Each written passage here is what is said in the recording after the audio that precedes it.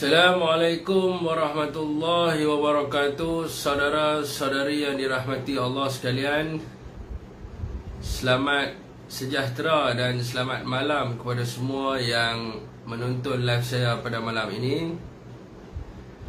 Teruskan berkongsi ya, saya bersiaran secara live di Facebook saya, page Muhammad Syafiq Abdul Halim,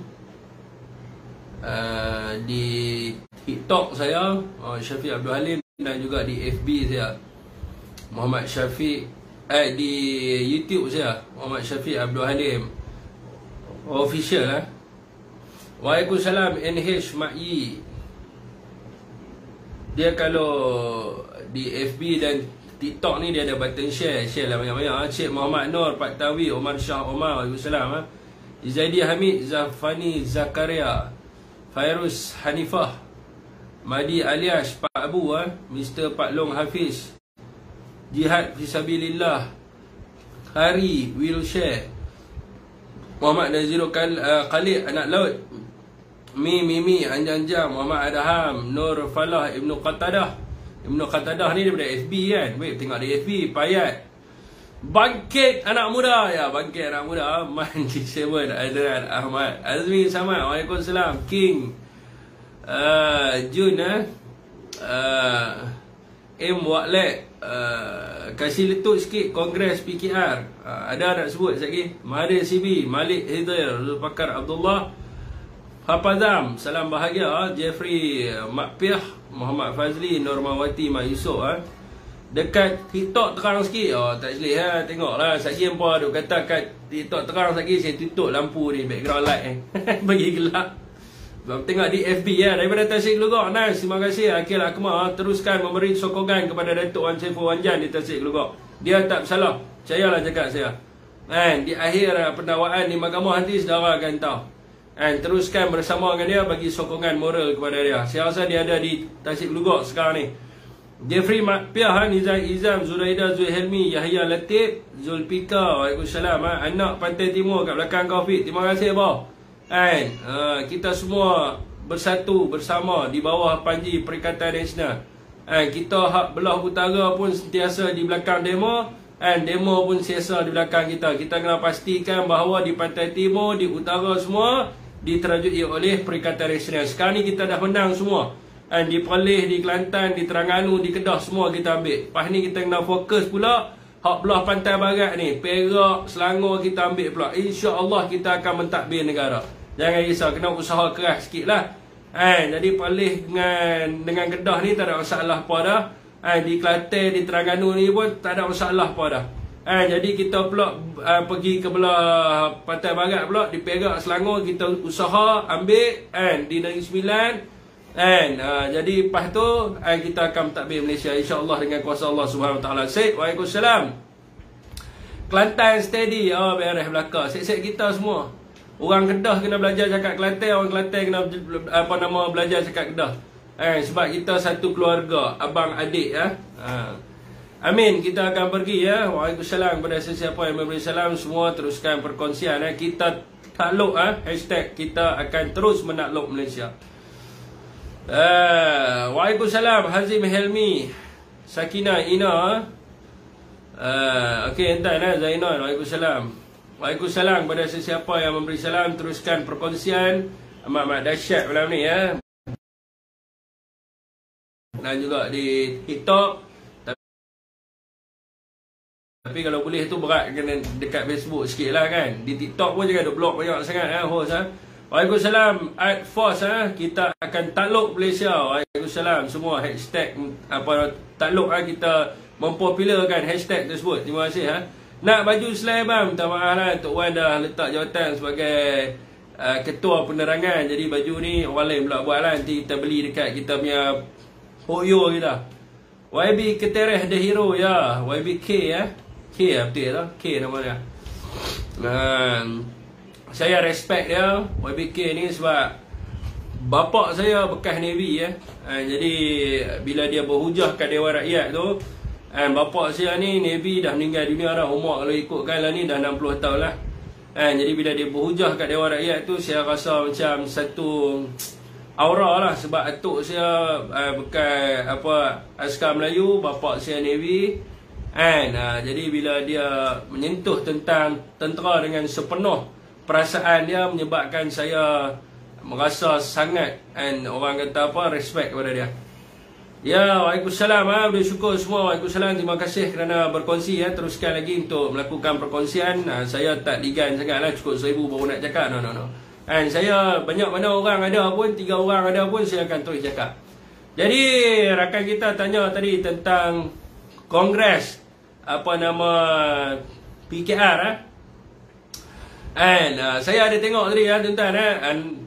Sekejap lagi orang kata saya akan upload video, tuan-tuan tengok. Ramai orang memuji Mereka siarkan dekat Selangor TV lepas tu dekat ni lah, banyak tempat lah mereka siarkan secara live dan apa yang rakyat tengok, ramai orang memuji mereka. Bagus lah kan, nampak rakyat memang sokong mereka. Kita nampak rakyat kata Rafizi bocak, rakyat kat bawah tu semua cakap terbaik Menteri Ekonomi, bagus membantu rakyat dan sebagainya. Bila Perdana Menteri bocak pun sama, orang semua kat bawah tu komen kan, bagus Perdana Menteri, hidup kami rasa senang, bahagia, rahmah, macam-macam lah semua orang kata kan. Saya pun tengok jauh, bagus semua rakyat Malaysia semua sokong pada mereka, betul lah. Jadi bila setiap malam mereka duk kata rakyat Malaysia sokong pada mereka, tu benda yang betul lah. Jadi itulah orang-orang sebelah sini apa semua jahat lah. Mereka duk kata rakyat tak sokong mereka, rakyat sokong mereka. Masa Anwar berucap, mereka tengok semua komen bagus semua segala minit Jadi saya pun tengok, bagus Anwar ni orang semua puji dia. Mana ada orang marah kat dia semua. Okey, tuan-tuan, waalaikumsalam kepada siapa saja yang memberi salam. Tu mukadimah kita. Jadi saya tertarik dengan ucapan Datuk Seri Anwar Ibrahim bila dia berucap, dia mengatakan bahawa kerajaan hari ini tidak melakukan penindasan, lebih kurang macam itulah ayat dia, dan tidak salah guna kuasa ataupun abuse of power. Jadi saya agak curiga sikit dengan ucapan tersebut lah. Walaupun saya tak merujuk pada Datuk Seri Anwar, tapi saya rasa kerajaan hari ini ada abuse of power. Jangan kata tidak ada abuse of power. Sebab dia bukan berlaku pada orang lain, berlaku pada diri saya sendiri serta rakan-rakan kita di Perikatan Nasional, khususnya pemain-pemain media sosial hari ini. Khususnya yang duduk dalam TikTok ni lah. Saya kena, rakan-rakan yang lain kena menghadapi pelbagai kesukaran dan juga penindasan hak, tak boleh bercakap dan sebagainya. Macam saya punya kes yang sebelum ni, kalau saudara ingat, berkaitan dengan isu yang berkaitan dengan harga babi kan. Dia mati-mati buat report, saya kena panggil PSKMM dan sebagainya. Dan Alhamdulillah kes tu saya dimaklumkan telah buat NFA, dan saya boleh ambil dah saya punya barang-barang saya semula. Dan apa yang kita rasa marah ni sebab apa? Bila mereka buat report, barang kita kena rampas, kita kena hire lawyer, nak kena bayar duit peguam dan sebagainya. Duit kita guna banyak, dan last kali kes NFA tak tuduh pun. Jadi inilah yang kita katakan penindasan. Itu saya punya yang kes yang pertama lah. Alhamdulillah, saya rasa rakan-rakan semua duk berdoa, dah selesai dah satu tu, tinggal satu lagi dengan SPRM, dan kita harap ini pun selesai juga. Dan kes yang saya kena, tuan-tuan, kedua-duanya video saya telah pun diedit dan disunting. Dan rakan kita pun kena sama juga.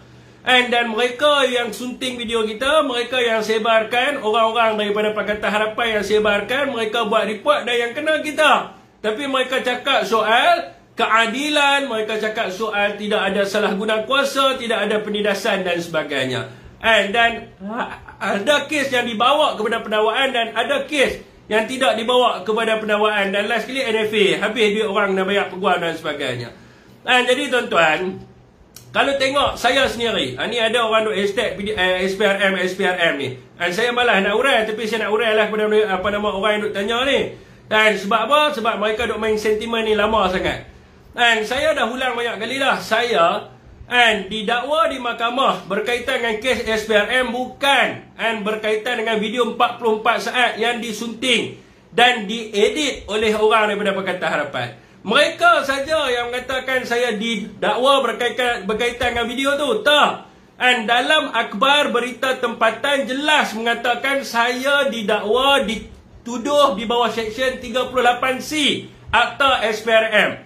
Akta SPRM Seksyen 38C ni ialah berkaitan dengan tidak mematuhi apa-apa permintaan, notis, perintah ataupun kehendak yang sah seorang pegawai SPRM dalam melaksanakan kewajipannya di bawah akta ini. So dia bukannya berkaitan dengan video 44 saat tu. Video 44 saat tu terang-terang apa fitnah aku, terang-terang apa edit video tu dan sebagainya. Dan setiap hari mereka ni duk main kepada rakyat seolah-olah membuat huraian kes saya ni seolah-olah saya lari diri daripada SPRM, saya telah fitnah SPRM, sedangkan yang fitnah mereka yang sebarkan benda tu adalah mereka sendiri. Perkara itu tidak benar sama sekali. Namun bagi mereka fitnah itu halal, fitnah itu rahmah, jika ia boleh mencemarkan imej seseorang dan menjatuhkan reputasi seseorang, maka fitnah itu bukannya satu jenayah, tetapi fitnah itu adalah rahmah bagi mereka. Biasalah kerajaan hari ini kan banyak menggunakan ayat rahmah, madani. Jadi fitnah madani itu tak apa, halal. Asalkan dia memakai logo Bersatu, memakai logo Perikatan Nasional, halal. Fitnah lah banyak-banyak, rahmah madani. Jadi itulah bagi mereka. Saya tidak pernah sesekali memfitnah ataupun melarikan diri daripada pihak SPRM sebagaimana yang digemburkan oleh mereka. Digembar-gemburkan oleh mereka. Yang mana saya sentiasa akur kepada setiap arahan yang ditetapkan oleh SPRM. Dan saudara semua kena tahu, saya nak menyingkap kembali sejarah ni bila mereka duk tanya. Saya malas lah ni kan tuan-tuan. Bila mereka bertanya, maka saya kenalah cerita balik. Pada 21 hari bulan Februari, semua orang tahu bahawa saya buat live pukul 4.30 petang di perkarangan Mahkamah Jalan Duta. Dan saya menceritakan berkaitan dengan pembacaan pendakwaan ke atas Datuk Wan Saiful Wanjan. Saya bukan cerita pasal SPRM. Saya cerita apa dia kena tuduh dan apa yang terkandung dalam pertuduhan tersebut. Dan di dalam masa yang sama bila saya buat live tu, ada cyber trooper daripada Pakatan Harapan yang masuk sekejap ya. Dia masuk sekejap dan dia kerat video saya. Lepas tu dia buat naik dekat dalam Twitter dia pukul 4.40 petang. Kita record semua. Saya buat live pukul 4.30, dia masuk dalam Twitter dia 4.40 petang. Sedangkan saya bercakap selama 1 jam 30 minit. Semua orang tahu, saksi semua ada. Saya bercakap selama 1 jam 30 minit. Macam mana saya buat live 4.30, dia boleh pergi post pukul 4.40 petang. Itu dikatakan fitnah. Saya cakap 1 jam, punyalah panjang. Dia ambil 10 minit, dia kerat, dia edit dan sebagainya. Pergi tengok sendirilah. Bukti mengatakan saya buat live pukul 4.30 petang. Dan bukti juga menunjukkan bahawa dia telah pun edit video tersebut dan upload naik dekat dalam Twitter dia pukul 4.40 petang. Dan pada hari yang sama, apabila fitnah ini berkeliaran, ada di antara mereka yang katakan kenapa esok tu baru saya jelaskan perkara yang sebenar. Pembohong besar. Isu ni viral pada 21 hari bulan dan pada 21 hari bulan juga saya telah menjelaskan. Saya telah mengeluarkan kenyataan media pada jam 9.30 malam dan menjelaskan perkara ini. Dalam kenyataan media tu saya dah sebut video ini telah disunting oleh pihak yang tidak bertanggungjawab daripada Pakatan Harapan.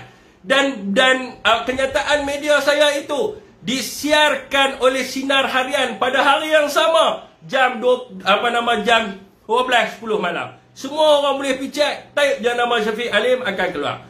Dan pada 22 hari bulan Februari, saya sendiri telah hadir ke pejabat SPRM dan mereka gagal untuk membuktikan saya yang menyebarkan video tersebut. Dan satu-satunya bukti mereka berkaitan dengan video tersebut datangnya daripada akaun Cyber Trooper Pakatan Harapan. Video tu tak ada kat saya, bukan saya bubuh dalam TikTok saya. Bukan saya yang buat naik video tersebut. Tak, mereka yang buat naik, mereka yang sebarkan dan mereka yang memfitnah. Kemudiannya mereka balik pada diri saya. Tidak ada satu pun video 44 saat tersebut dalam akaun saya. Dan kemudiannya saya telah dibebaskan. Saya pergi pada pukul 2.30 petang dan saya dibebaskan pada jam 12 malam. Namun keesokan harinya, Tan Sri Azam Baki mengeluarkan kenyataan saya telah ditangkap. dia terkilaf dalam kenyataannya. Saya dibebaskan sebab mereka tak jumpa benda tu kat dalam telefon saya pun. Dan benda tu tidak ada dekat saya pun. Mana nak ada dekat saya, bukan saya yang buat, dia pun yang sunting.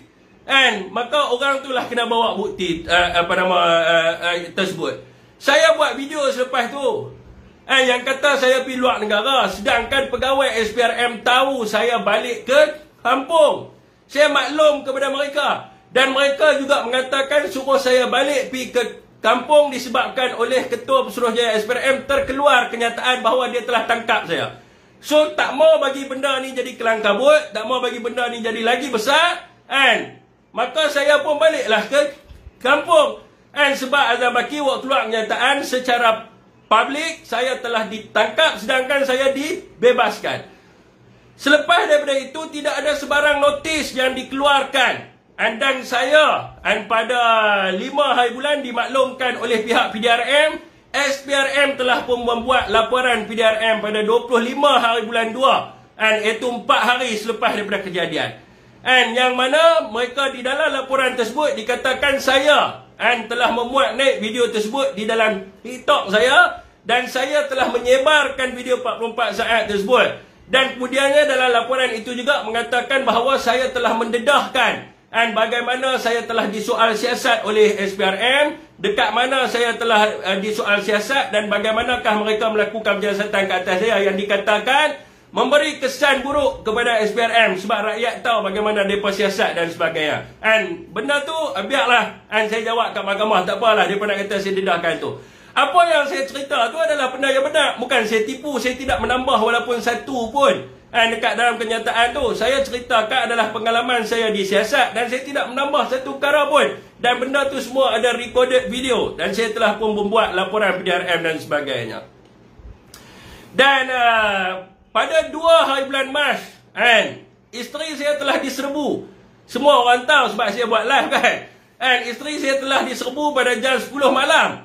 Sedangkan pihak SPRM tidak pernah menghubungi saya. Dan mereka membuat seolah-olah saya melarikan diri. Sedangkan mereka tahu saya duduk di mana. Saya dah bagi alamat saya semua. Mereka tahu saya duduk di mana. Tapi mereka tak call saya. Mereka buat seolah-olah saya melarikan diri. Tidak ada notis ataupun saya disenaraikan sebagai wanted apa sebagainya pun. Tidak ada. Saya tidak ada wanted. Tidak dikehendaki. Tiada notis rasmi yang dikeluarkan sebelum itu. Dan secara tiba-tibanya rumah saya diserbu dan tiada rampasan dibuat. Hanya sekadar memeriksa handphone isteri saya saja. Sudah tentulah ini menyebabkan saya sangat marah kerana isteri saya tiada langsung berkaitan dengan kes ini. Dan pada 3 hari bulan mereka membawa pula keluar isteri saya. Saya suami, dia bawa keluar isteri saya tanpa pengetahuan saya. Dan apabila saya tanya kepada mereka dekat mana mereka bawa isteri saya pergi, dia kata ini adalah rahsia dan urusan SPRM. Adakah ini mengikut undang-undang yang digunakan di Malaysia? Saya yakin tindakan yang mereka buat ni pasti ada keluar order daripada sesiapa. Tapi saya tak tahulah. Kita tunggu siasatan di mahkamah, kita tunggu pendakwaan di mahkamah, dan kita akan lawan kes ni.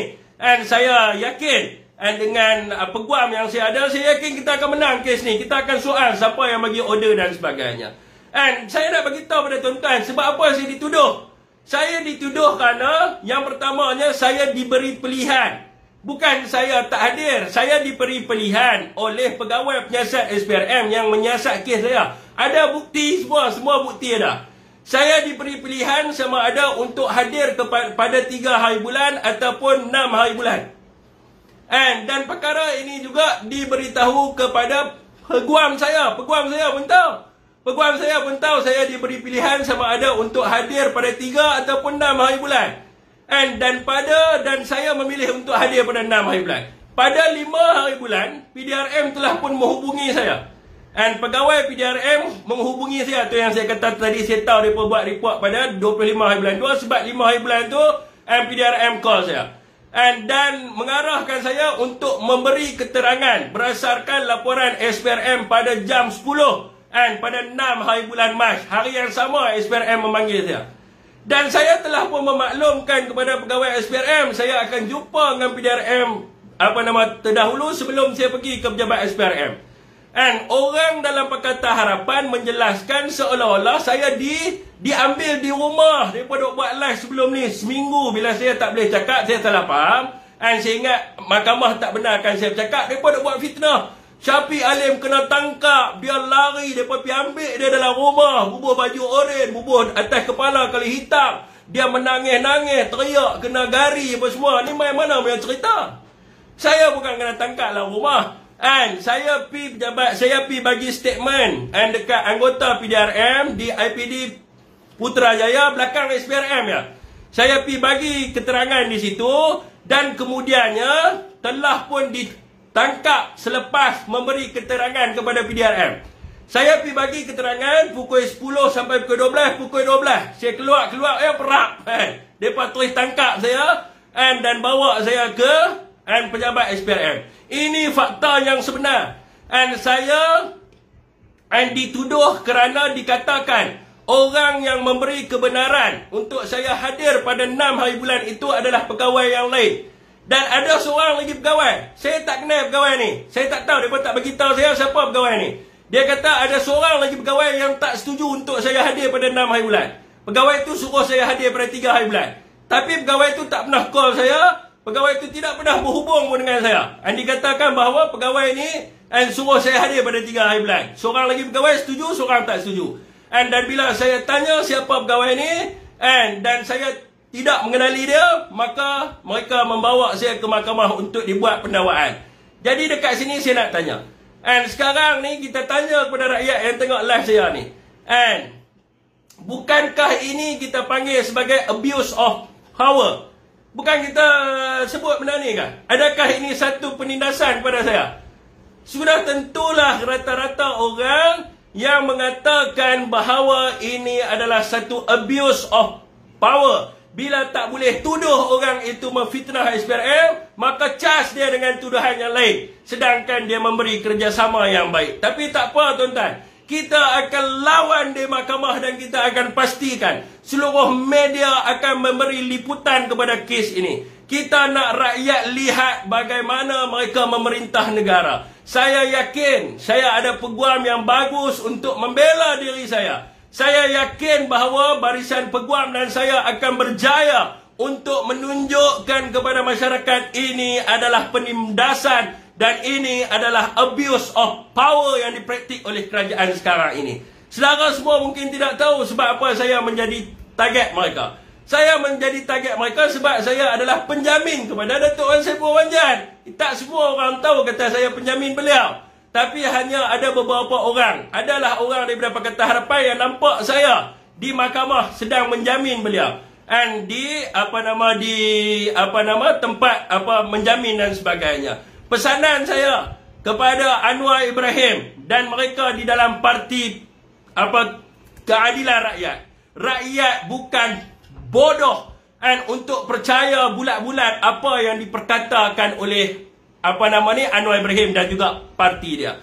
Hanya mereka yang tidak mempunyai latar pendidikan yang baik sahaja mengundi PKR. Manakala mereka yang daripada golongan yang cerdik pandai, yang keluar daripada universiti dan sebagainya, tidak akan memilih parti PKR sebagai wadah perjuangan mereka ataupun untuk mentadbir negara. Itu buktinya apabila cerdik pandai di kalangan orang Melayu tidak pernah pun mengundi kepada PKR. Sebab apa? Sebab mereka tidak yakin dengan parti ini. Hanya bercakap sahaja, tidak melaksanakan sebagaimana yang sepatutnya. Okey, tuan-tuan.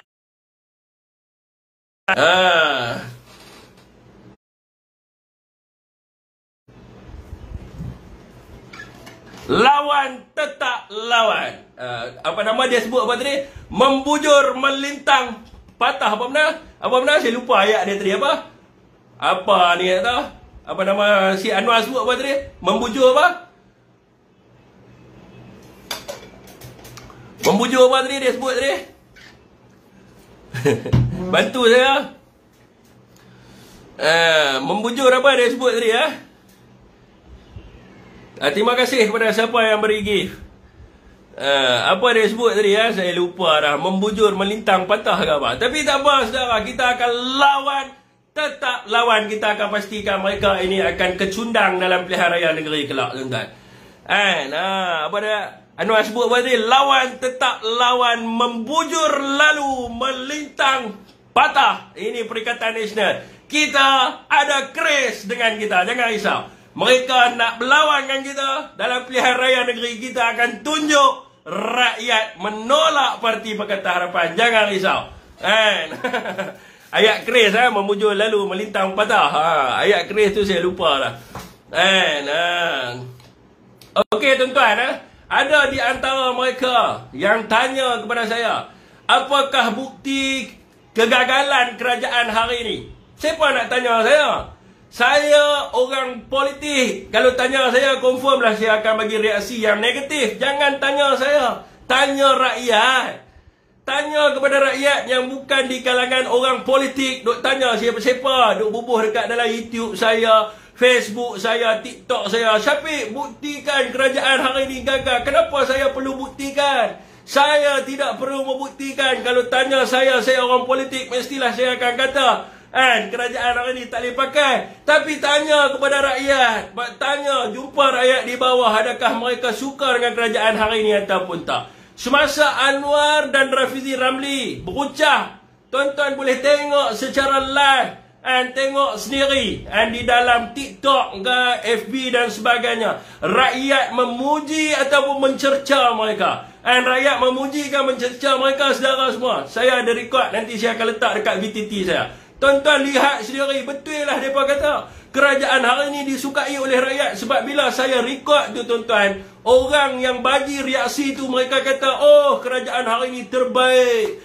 Perdana Menteri bagus, Rafizi Menteri Ekonomi yang disayangi, semua komen-komen yang bagus dan enak-enak belaka. Maka betul lah sebagaimana yang dikatakan oleh mereka.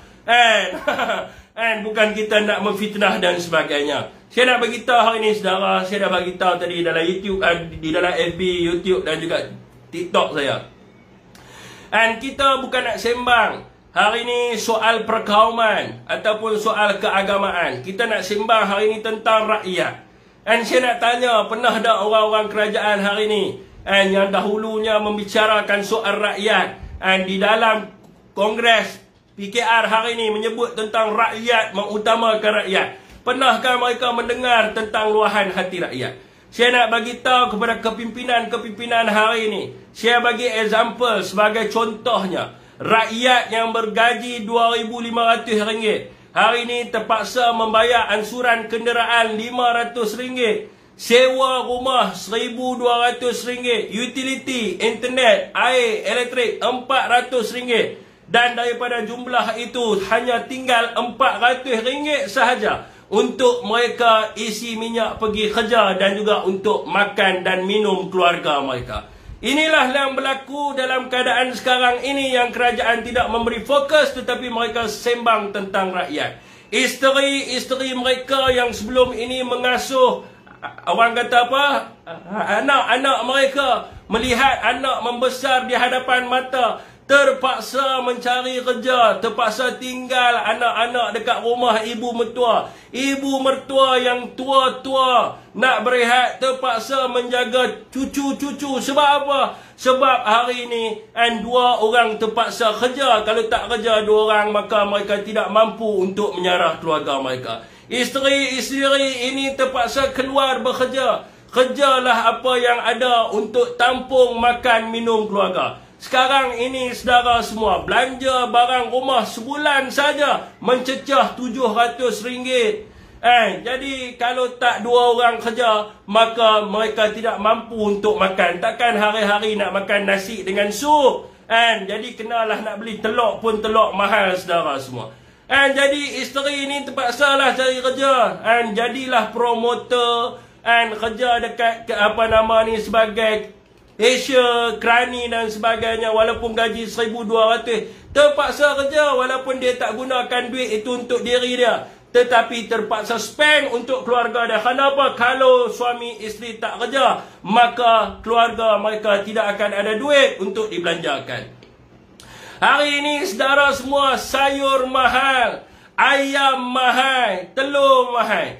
Kerajaan duk sibuk dengan menu rahmah mereka. Bila kita minta harga barang asas dan barang basah turun, kerajaan suruh kita makan nasi bajet dekat luar.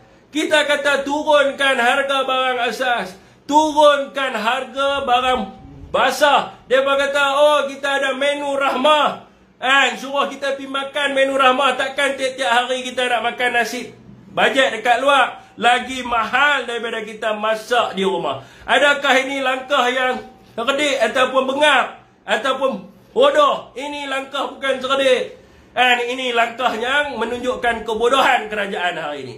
Tuan-tuan, anak nak ke sekolah sekarang ini, sekarang ni musim persekolahan, minggu depan dah start sekolah, nak beli kasut sekolah anak, nak beli baju sekolah, beg sekolah anak, buku sekolah dan sebagainya. Rakyat tidak mampu nak menempuhi lagi bulan Ramadan. Hari ini saudara semua pergi tanya travel agency rakan-rakan kita ada Haji Nik dan sebagainya. Ramai orang yang telah pun membatalkan tempahan mereka untuk pergi buat umrah pada bulan Ramadan kelak. Dan hari ini travel agency pun mempunyai masalah sebab rakyat terpaksa mengutamakan makan minum dan juga keluarga mereka.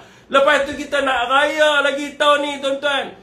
Kita nak tanya daripada duk buat menu rahmah ni, buatlah kasut sekolah rahmah, buku sekolah rahmah, baju sekolah rahmah. Tak pun kalau nak tukar nama, bubuhlah baju sekolah madani, kasut sekolah madani, buku sekolah madani. Ataupun bulan Ramadan nanti dipanggil sebagai Ramadan Rahmah ataupun Ramadan Rahmatullah pun kita tak tahu. Kemungkinan besar rakyat akan jadi Ramadan Rahmatullah, bukan lagi Rahmah. Raya tahun ini pun belum tentu kita dapat meraihkan hari raya dengan begitu rahmah. Saya takut akan kembali ke Rahmatullah semua orang disebabkan tekanan yang dihadapi oleh mereka sekarang ini.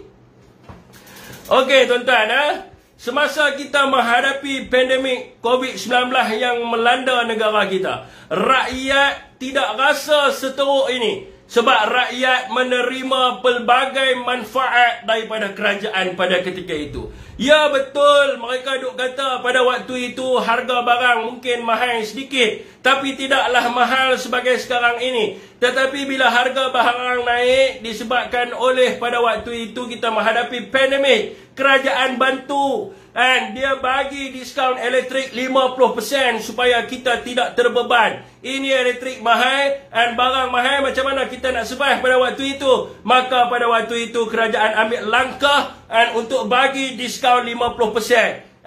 Jadi harga barang pun ada subsidi untuk mengawal supaya tidaklah mencecah harga yang berlebihan sehingga rakyat tidak mampu untuk membeli barang pada waktu itu. Selepas pada itu, pelbagai inisiatif kerajaan yang dibuat, antaranya kita ada Grab jualan prihatin rakyat untuk rakyat dapat membeli harga barang basah dengan lebih murah. Peniaga-peniaga pula mendapat manfaat daripada sudut geran khas prihatin sebanyak RM4,500. Rakyat pula dapat bantuan prihatin. Syarikat-syarikat dapat program subsidi upah supaya mereka tidak perlu untuk memberhentikan pekerja mereka. Kita tidaklah rasa terkesan teruk macam sekarang ini saudara semua. Nak tahu kerajaan hari ini gagal ataupun tak, tanyalah kepada rakyat. Tanya kepada rakyat di bawah, adakah mereka selesa dengan Perdana Menteri sekarang ataupun Tan Sri Muhyiddin Yassin.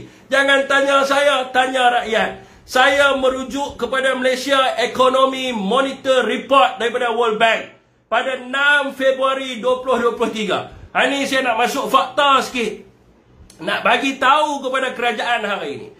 Saya merujuk kepada Malaysia Economy Monitor Report yang dikeluarkan oleh Bank Dunia bertarikh 6 Februari 2023. Dalam laporan tersebut menyebut bahawa prestasi ekonomi mengukuh di Malaysia pada tahun 2022 secara keseluruhannya disebabkan oleh pengeluaran wang simpanan pekerja KWSP.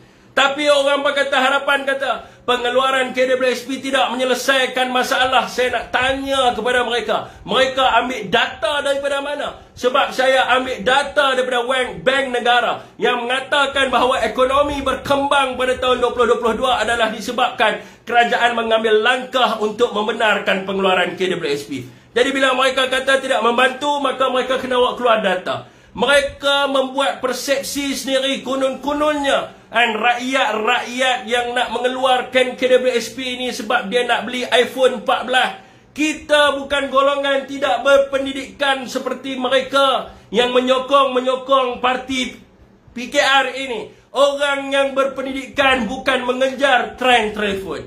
Kebanyakan mereka yang nak keluarkan KWSP ini adalah daripada golongan E20 ataupun N40, golongan T20 yang telah pun tergelincir kepada M40 dan juga M40 yang tergelincir kepada B40 disebabkan perniagaan mereka masalah sekarang ini ataupun disebabkan mereka kehilangan pekerjaan. Jadi mereka bukan nak keluar sebab mereka nak beli iPhone 14. Mereka ni T20 dah biasa rasa dah bag Dior ke, barang-barang Chanel ke. Mereka dah biasa rasa. Mereka bukan nak terhegeh-hegeh keluar untuk beli iPhone 14. Macam penyokong PKR yang tidak berpendidikan tinggi. Mereka nak keluar duit mereka disebabkan mereka nak menyelesaikan hutang mereka. Supaya mereka boleh set up bisnes yang baru. Di mana mereka tidak lagi terbeban dengan masalah hutang dan sebagainya.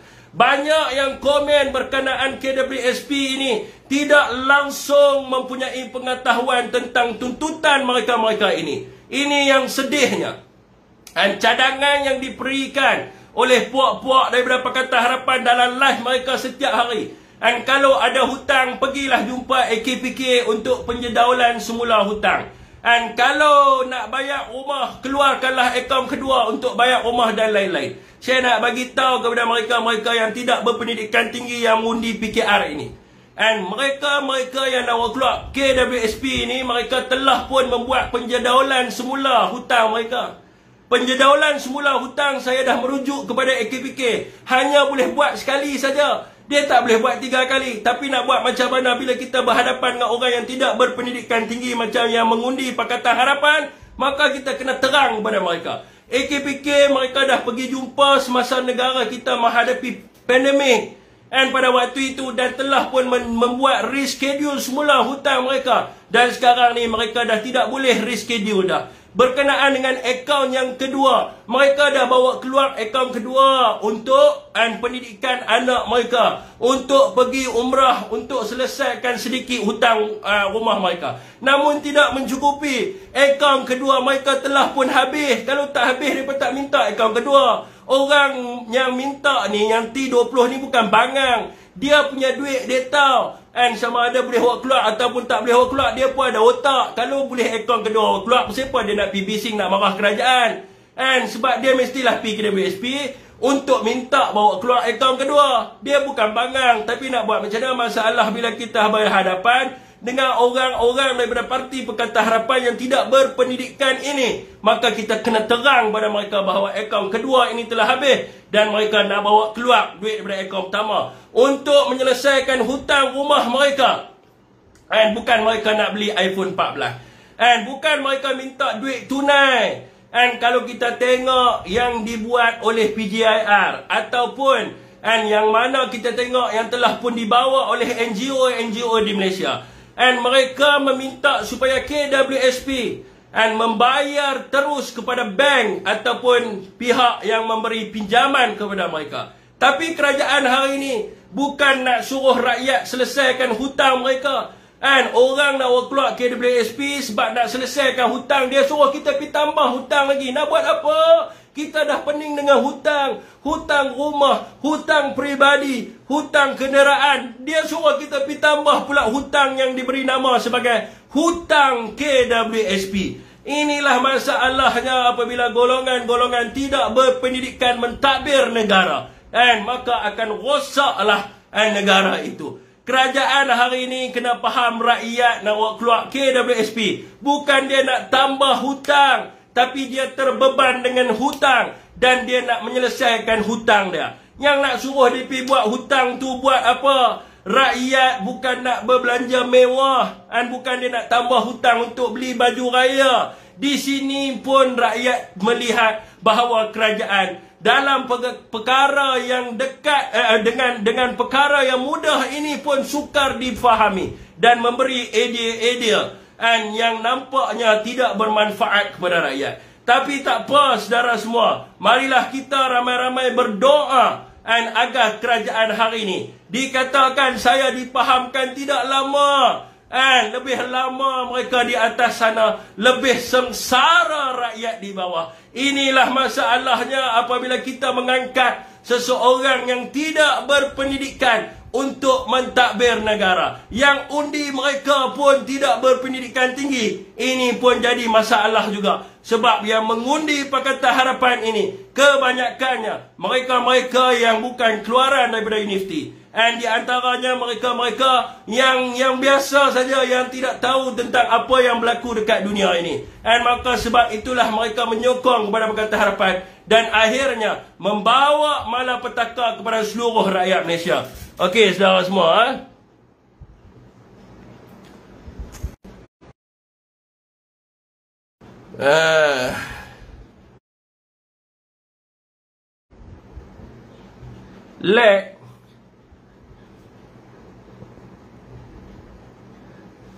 Lag ke?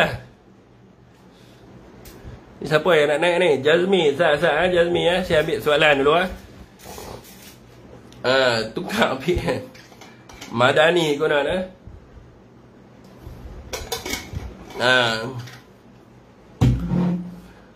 Saya tak kata, rakyat yang kata. Rakyat yang kata. Tanyalah kepada rakyat. Jangan tanya saya. Saya terang-terang pakai baju Peribumi Bersatu Malaysia. Jangan tanya saya. Tanya rakyat. Buat survey. Tanya rakyat. Baru kita tahu sama ada rakyat menyokong ataupun menentang kepada kerajaan hari ini. Adakah tindakan tak nanti pada orang yang fitnah engkau, Syafiq? Kita akan ambil tindakan undang-undang dan kita tengah mendapatkan siapakah beliau itu. Kalau siapa yang ada maklumat tentang dia, nama penuh, alamat, tolong bagi kat saya, akan memudahkan proses untuk kita hantar writ saman kepada dia.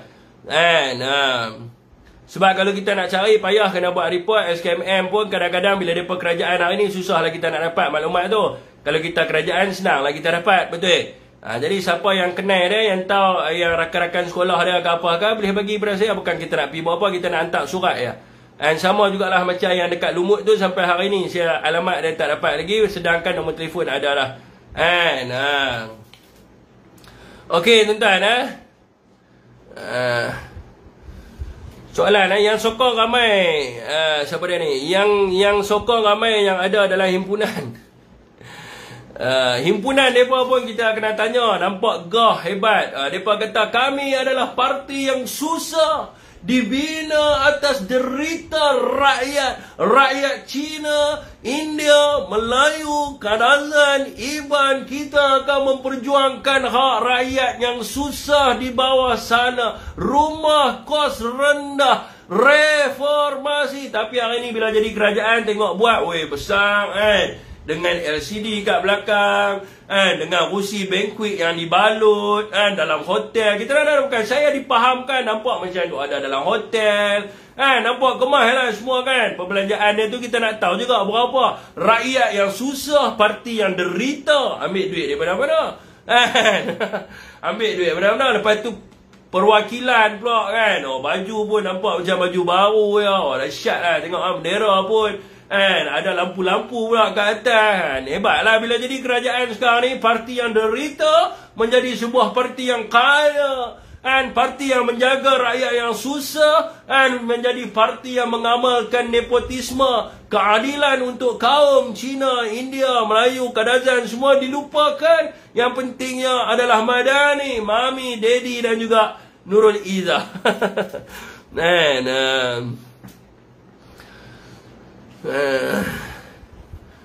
Okey tuan-tuan dia ni makan rasuah hampa sokong. Ya ke? Saya makan rasuah berapa duit? Cuba bagi tahu. Bersatu dan menantu, tidak ada bukti yang mengatakan Tan Sri menerima walaupun 1 sen kat dalam akaun dia.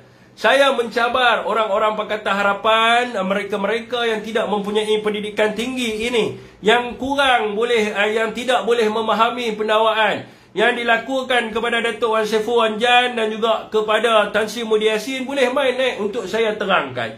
Saya nak bagi tahu, tidak ada walaupun 1 sen saudara-saudara semua di YouTube, di TikTok, di Facebook. Saya nak bagi tahu, Tan Sri didakwa bukan kerana dia menerima rasuah. Tan Sri Muhyiddin Yassin didakwa kerana dia Presiden Bersatu Malaysia. Duit tu bukan masuk dalam akaun dia, saudara. Duit itu adalah wang sumbangan untuk kerja kebajikan parti.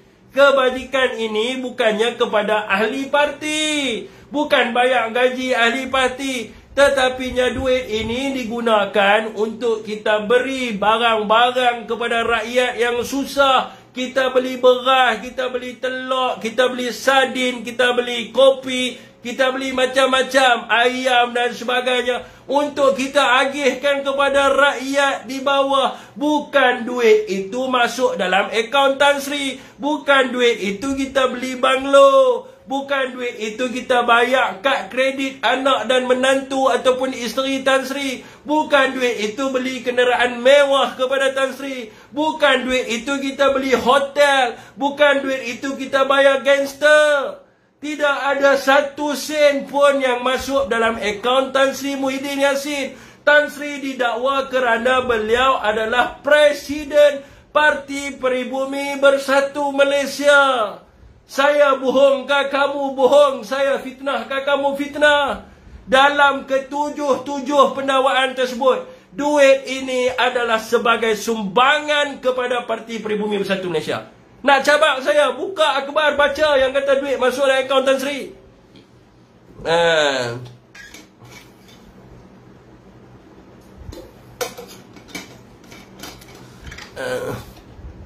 Tak boleh nak lawan dengan hujah, dimaki saya. Hati buta, kepala otaknya buta. Cai tak pandai baca. Saya tak marah kalau mereka tak pandai baca, saudara-saudara. Sebab kebanyakan yang undi Pakatan Harapan adalah di kalangan mereka yang tidak berpendidikan tinggi. Saya, tuan-tuan, keluar daripada Universiti Malaya. Pointer saya 3.76.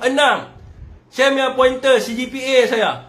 Tapi saya tak undi Pakatan Harapan. Sebab apa? Sebab saya adalah best student semasa saya belajar. Berapa saya nak undi parti seperti Pakatan Harapan? Kita ada rakan kita baru ni, dia ada master 3.8. Dia undi PAS. Sebab apa? Sebab dia adalah golongan berpendidikan tinggi. Kenapa kita nak pergi undi Pakatan Harapan? Yang undi mereka ni adalah mereka-mereka yang nak masuk universiti pun tak lepas. Dan mereka-mereka yang UPSR pun tak lepas. Jadi undilah mereka ni. Dan berbeza dengan kita yang duduk sebelah sini. Dan okey,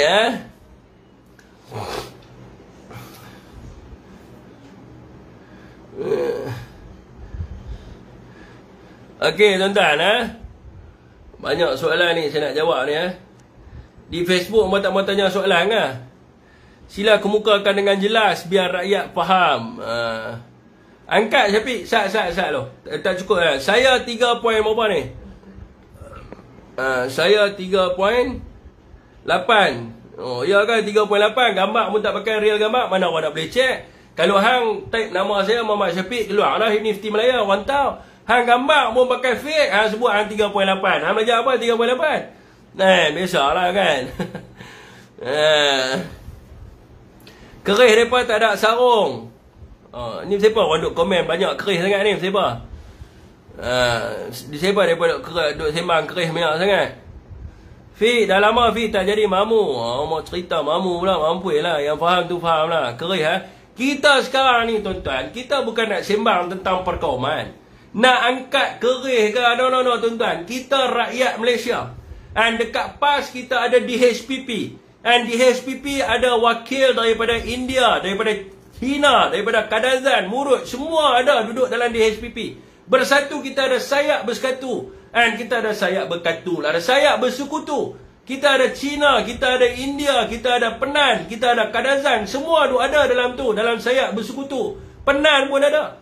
Jadi kita bukan nak sembang macam mereka nak pergi angkat kerih, angkat cangkui. Tak ada masa tuan-tuan. Kita adalah sebuah rakyat Malaysia bersatu padu. Melayu, Cina, India, Penan, Kadazan, Iban. Semua kita bersatu tuan-tuan. Untuk membina sebuah negara. Kita bukan nak sembang soal perkauman, soal agama. Itu kita letak tepi. Kita sembang soal ekonomi. Bagaimana nak menoktahkan kemiskinan. Sebagaimana yang Perdana Menteri kata. Bagaimana kita nak pastikan rakyat ada makanan ke atas meja mereka. Yang nak pergi angkat kerih ni nak buat apa? Angkat kerih ni bukan zaman hantuah nak bersilat apa semua. Sekarang ni zaman nak kata bagi Myvi murah 22,000. Nak kata apa? Bagi minyak turun RM1.50. Minyak turun tak payah pakai kerih. Nak kata apa? Bagi itu murah, ini murah, segala-galanya murah. Buat apa nak angkat kerih?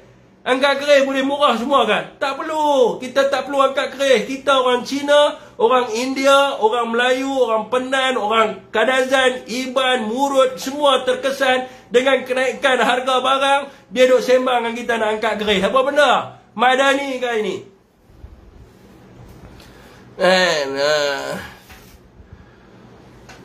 Berkata benar dengan fakta ya, saya kata betul.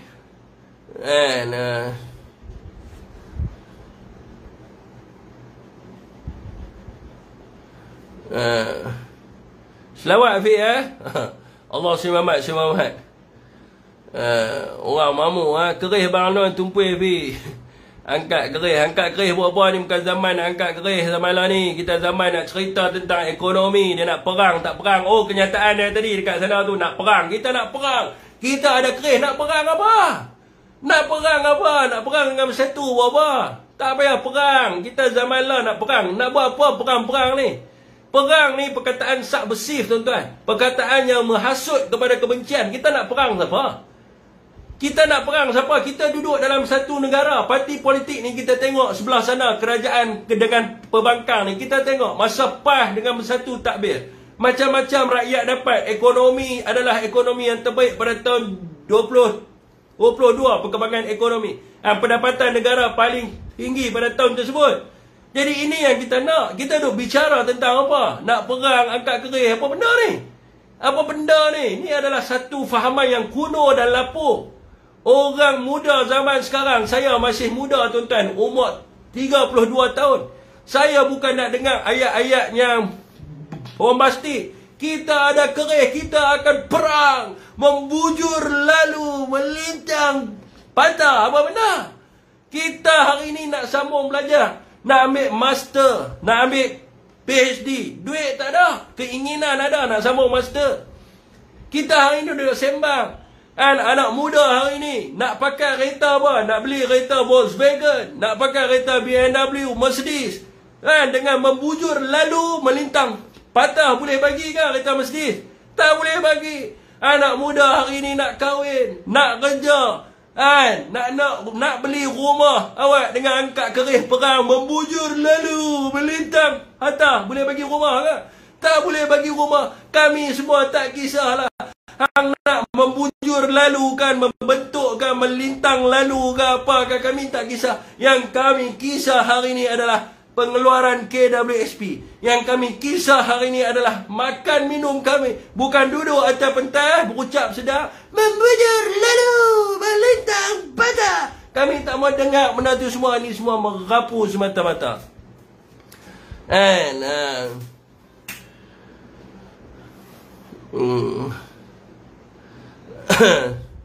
Okey, tuan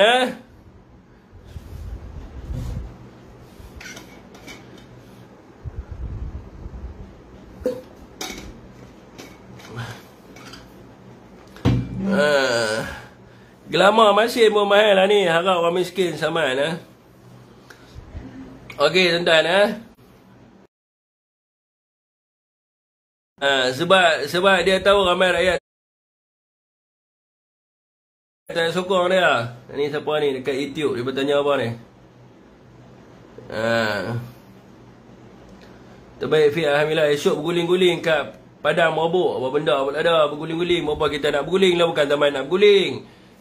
Bukan zaman nak usung tilam apa semua. Apa kita nak berguling. Tuan-tuan, zaman kita ni kita tak perlu nak usung tilam ke, nak usung bantai ke, nak usung selimut ke apa ke. Kita tak perlu.